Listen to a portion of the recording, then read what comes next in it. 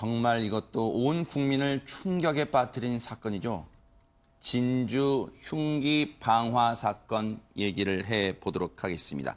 홍순빈 아나운서. 네, 경남 진주에서 발생한 묻지마 흉기 난동의 피의자의 신상이 공개됐습니다. 나이는 42살이고요. 이름은 안인득인데요. 안 씨는 여전히 횡설수설하면서 반성의 기미를 보이지 않고 있다고 하는데 어제 오전 11시 영장실질 심사를 받으러 가는 이 안 씨의 모습을 직접 확인해 보도록 하겠습니다. 피해자 가족들한테 미안한 마음 있습니까? 지금 저도 하소연을 갖다가 많이 했었고 10년 동안 다 꾸리고 많이 다녔습니다. 그리고 사건 조사에도 하기 전에도 그렇고 이래저래 제가 좀 인생상 어떻게 살아왔는지 좀 조사 좀 해주십시오. 본인이 어떤 피해를 당했다고 생각하십니까? 기업체 내에서도 그렇고 이래저래 한두 가지가 아닙니다. 일반 사회에서도 그렇고 최근까지 조용병 치료 받았습니까? 조현병 자체도 그렇고 이래저래 뿌리고 어느 정도로 다니는지 계획성인지 그렇지 않은지도 좀 조사 좀 해주십시오. 유가족에게 미안하지 않습니까? 내가 잘못을 하고 그랬으면 사과를 하고 사과를 드리고 그럼 법처벌까지 적용 받겠습니다. 요 진주시의 비리와 부정부패가 심각합니다. 심각해. 아파트 내에서도 비리와 부정부패가 얼마나 심각한지. 참 기가 찹니다. 기가 차.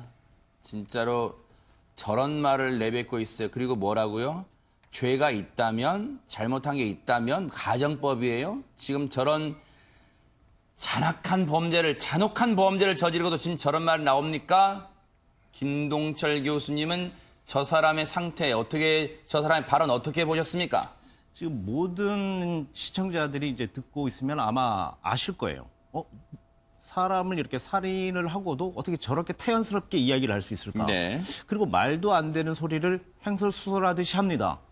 자, 비리가 있다라는 얘기를 하고 네. 본인은 계속 어떤 피해를 당하고 있다라 얘기하고 그리고 또 살인을 저질러 놓고 절대로 죄책감이 없습니다. 네. 자, 이런 형태들이 뭐냐면 망상장애의 아주 기본적인 범죄형 망상장애 환자들이 하는 이야기입니다. 네. 자, 이렇게 횡설수설을 하면서도 정정당당하다. 그리고 떨림이 절대로 없습니다. 네. 자, 보통 이렇게 어떤 큰 사건의 어떤 피의자로 조사를 받게 된다면 상당히 떨리고 위축되고 불안한 것들이 기본이거든요. 네. 자, 그런데 이렇지 않다라고 한다는 부분들은 아마 지속적인 그 정신과적인 문제가 분명히 있었을 것이고 네. 그리고 이 정신과적인 문제가 있었다라고 해서 계획적 범죄를 하지 않는다 이러지는 않습니다. 네. 이 두 가지가 같이 합쳐진 어떤 그런 형태로 보입니다.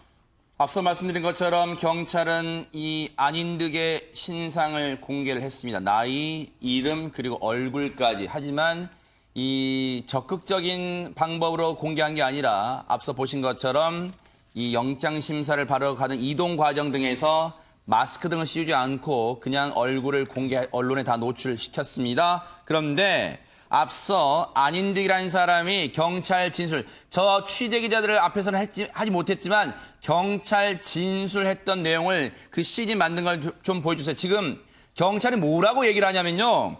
일반적인 대화가 불가능한 상태라는 거예요.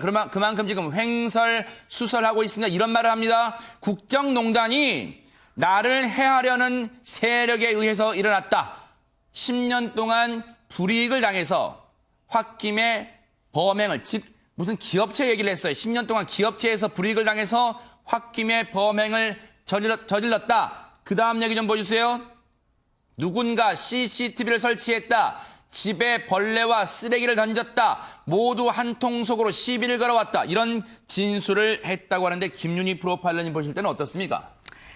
단 한마디죠. 내가 피해자다.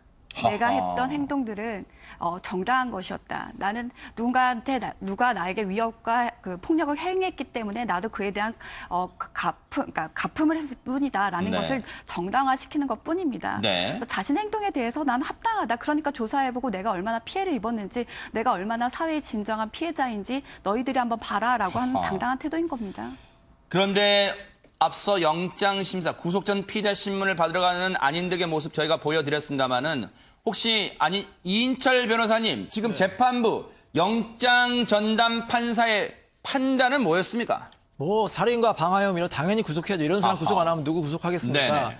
근데 저는 이 사람의 말이 도저히 뭐 이해를 할 필요도 없지만 이해가 안 되는 게 본인이 불이익을 당했다, 뭐 부정부패가 많다고 하잖아요. 지금 이 사람이 가장 불법적인 거예요. 가장 나쁜 사람이고. 아하, 네. 본인이 아무리 억울하다고 해서 왜 무고한 시민들을 그렇게 여러 명을 무참하게 살해를 하고 다치게 합니까? 그러니까요. 본인이 변명이 전혀 없고 반성이 안 되거든요. 네. 근데 제가 또 걱정되는 건 또 이 사람이 이렇게 횡설수설하면 또 정신질환이 있나 보다. 또 그래서 조현병이 있나 보다. 형이 감경되고 또 뭐 나중에 혹시 출소할 수 있지 않을까 굉장히 걱정되거든요. 네. 이런 사람은 재범의 가능성도 높고 해서 영구적으로 사회에 격리를 해야 된다고 생각이 듭니다. 네.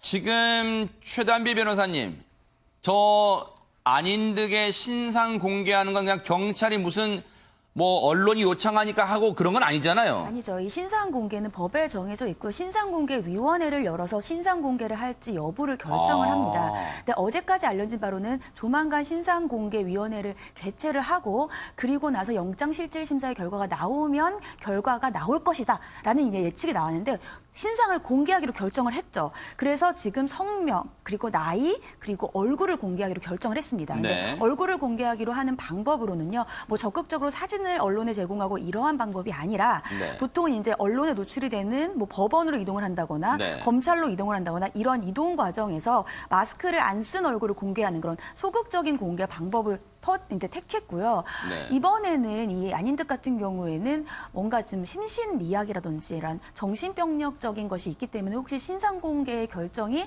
안 되는 것이 아니냐 이러한 이 우려도 있었는데 네. 원래 이제 신상 공개란 요건들이 있습니다. 첫 번째로는 이 범행이 굉장히 잔인하고 중대한 특정 강력 범죄여야 되고요. 그리고 충분한 범행의 증거가 있어야 돼요. 왜냐하면 무죄 추정의 원칙이기 때문에 네. 충분한 범행의 증거가 있고 또 재범의 위험성이라든지 국민의 알 권리가 있어야 되는데 이 모든 것들을 충족했다고 봐서 네. 신상을 공개하기로 결정을 내렸습니다. 네. 신상 공개하기로 했으면 지금 저희가 이제 자료 화면으로 이제 그 안인득이라는 사람이 이 끔찍한 사건 전에 위층에 사는 그 여고생과 숙모가 사는 집에 가서 오물을 투척하는 CCTV 보여드립니다만은 그러면 그 CCTV 등도 지금 다 저렇게 얼굴 뿌옇게 처리할 필요가 없는 거죠, 지금 최단비 변호사님. 그렇죠. 근데 이제 소극적으로 공개를 하기로는 했습니다만 네. 아무튼 신상 공개 결정이 났기 때문에 네. 이제는 국민의 알 권리로서 네. 저 안인득의 얼굴을 알 수가 있겠죠. 그렇기 네. 때문에 이제는 굳이 모자이크 처리를 안 해도 되지 않을까라는 네. 생각이 됩니다. 네, 이 모습에서 이제 저 안인득이라는 사람이 안경 쓴 모습도 공개가 됐는데 이게 바로 어떤 장면인지 아시죠, 여러분? 저 500 자신의 위층에 사는 그 여고생 뒤를 따라갑니다. 그리고 초인종을 한 4차례 누르는 거예요. 상당한 위협을 준 거예요, 주민들한테. 그런데 나오지 않자 돌아가는 그런 CCTV. 이 CCTV는요, 아파트가 설치해 준 게 아니라요, 그 저 집에 사는 가족이, 여고생 가족이 너무너무 두려워서 혹시라도 있을지 모를 범죄 피해를 예방하는 차원에서라도 CCTV를 달 정도였어요. 저렇게 남의 집 현관에 오물을 투척하는 난동도 부렸던 사람입니다. 그런데 홍순빈 아나운서, 네. 경찰이 이번 범죄를 철저한 계획 범죄로 보는 정황이 있다면서요? 이 복도 장면뿐만 아니라 아파트 출입구 쪽에 있는 CCTV 장면을 경찰이 확인했는데요. 범행 3시간 전에 그 모습을 지금 한번 확인해 보도록 하겠습니다. 네. 바로 이 모습인데요. 지금 네. 범행 3시간 전 아파트 출입구에 이 범인이 플라스틱 병에 휘발유를 가득 채워서 집으로 돌아오는 장면이 찍혔습니다. 네. 그러니까 범행 전에 본인이 직접 산 휘발유로 자신의 4층 집에 불을 저지른 건데요. 네. 이 밖에도 범인이 사용한 흉기를 2-3달 전에 구입했다는 진술을 범인이 직접 함에 따라 이 범행을 계획적으로 저지르지 않았을까 하는 가능성에 경찰은 무게를 두고 있습니다. 그런데 이 사람의 이 잔혹한 범죄, 끔찍한 범죄를 미리 막을 수도 있었다는 지금 주변 상황들이 전해지고 있는데 이인철 변호사님, 이 사람이 9년 전에도 흉기 난동을 벌였다는 게 어떤 내용입니까? 그러니까 이렇게 극악무도한 범죄를 저지른 사람은요, 전조 증상이 있는 거예요. 전과도 있고 비슷한 범죄가 아마 있었을 겁니다. 찾아보니까 2010년에도 비슷한 사건이 있었는데 길을 가다가 어떤 대학생이 자신을 쳐다본다는 이유로 갑자기 흉기를 휘둘러가지고 그 대학생을 상해를 입혔거든요. 그래가지고 법원에서는 징역 2년에 집행유예 3년이 나왔고요. 네. 이 사람이 이제 편집형 정신분열증 진단을 받아서 네. 치료감호소에서 이제 치료를 받았거든요. 아하. 그 후에 다시 이런 범죄를 저지른 거예요. 네. 반월도둑이 소도둑되고요. 네. 이런 작은 폭행이 큰 폭행이 되는 겁니다. 네. 그래서 저는 굉장히 좀 많은 시민들이 불안해할 거예요. 지금 이런 사람들이 얼마나 전국에 많이 돌아다니고 있겠습니까? 근데 그냥 방치하고 있는 거거든요. 네. 이런 사람들에 대한 관리 시스템을 재정비해야 됩니다. 네. 이런 물론 모든 그 정신질환자가 다 범죄자는 절대 아니에요. 네. 오히려 정신질환가 범죄 가능성이 더 낮지만 네. 이렇게 폭력 성향이 있고 큰 범죄를 저지를 가능성이 있는 사람은 특히 뭐 보호관찰이라든지 관리를 해야 된다고 아주 강력하게 저는 주장하고 싶습니다. 그런데 이 사람이 9년 전에만 이런 범죄를 저지른 게 아니라요. 이 사건 한 달 전인 지난 3월에도 주민들을 상대로 난동을 부렸다는데 이게 대체 무슨 내용입니까? 최단비 변호사님. 지난 3월 10일이었습니다. 이 사건이 발생하기 한 달 전쯤이에요. 얼마 되지 않은 일인데요. 네. 이 진주시 모 호프집에서 주차 문제로 시비가 붙은 거예요. 아하. 그러자 이 안인득이 망치를 들고 들어가서 위협을 했고요. 실제 폭행을 했는데 폭행은 망치로 폭행을 한 것은 아닙니다. 네. 하지만 흉기로 폭행을 했기 때문에 둔기로 폭행을 했기 때문에 그 당시에 특수폭행 혐의가 적용이 돼서 불구속 기소 의견으로 송치가 됐고 네. 벌금형을 받았어요. 근데 여기서 안타까운 점은 이렇게 지속적으로 문제가 있었음에도 불구하고 이러한 적극적인 대처가 되지 않았다는 부분에 있어서 이번 범죄가 예방할 수 있었던 범죄가 아니었냐 이런 안타까운 점이 나오고 있는 겁니다. 이 흉기난동, 방화 흉기난동 사건으로요. 주민 5명이 그것도 주로 노약자가 피해를 당했습니다. 사망하신 5분의 연결식 발인이요. 오늘과 내일에 걸쳐서 이제 이루어집니다. 피해자 대부분이 2층과 4층 계단에서 피해를 당했습니다. 그리고 어제 민감령 경찰청장도 다 현장을 방문해 유족을 위로했는데 많은 유족들의 거센 항의를 받기도 했어요. 그리고 지금 저 아파트 바로 이 장면입니다. 민감령 경찰청장과 경찰 수뇌부가 현장 이 합동 분향소를 방문했어요. 그래서 유족계 조의를 표했는데요.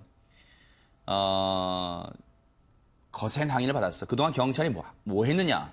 신고를 5차례 넘게 했는데도 그때마다 경찰은 소극적인 대처를 했고 결국 이렇게 사람이 죽어야만 이제서야 늑장대응, 뒷북대응하는 거냐? 그런 질타를 받기도 했습니다.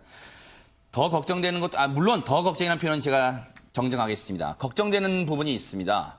지금 이 해당 아파트 주민분들요. 이 사건 이후에요. 지금 밤잠을 못 자신대요. 그리고 아이들은요. 이 사건 이 근처의 아파트의 주민 중에 아이들은요. 이런 상황까지 겪고 있대요. 주민분들의 이 트라우마 호소 한번 들어보시고 이어가 보도록 하겠습니다. 지금 화장실도 혼자 못 가고 학교 무슨 가야 돼서 시끄러니까 울면서 덜덜 떨고 화장실 가운데 서갖고 이런 것도 다 봐야 되고 학교가 태워주고 데려다 주고 지금 아침에 계속 애들 다 그렇게 다니고 있잖아요. 그래서 아이들이 지금 이 분위기 속에서 좀 뭐랄까 두려움을 느끼고 있는 거죠. 그리고 보복이 될 수도 있잖아요. 왜냐면 저희는 이 아파트에 계속 살아야 되고. 근데 여기에 대한 구체적인 지금 대책도 없고 아무 마련이 그런 게 없어요. 다 네 잘못 하다가 이 애들은 이제 어떻게 살 거예요? 다 죽어가는 거 다 봤는데 얘 어떻게 살 거예요? 매뉴얼대로 해가지고 만들어 가져오라고 어떻게 최선을 다하겠냐고. 안 가서 무슨 책임 과제 있네 지금. 경찰 질타 받을 부분 당연히 받아야 됩니다. 그런데 이번 사건은요. 경찰만 허술한 게 아니라요.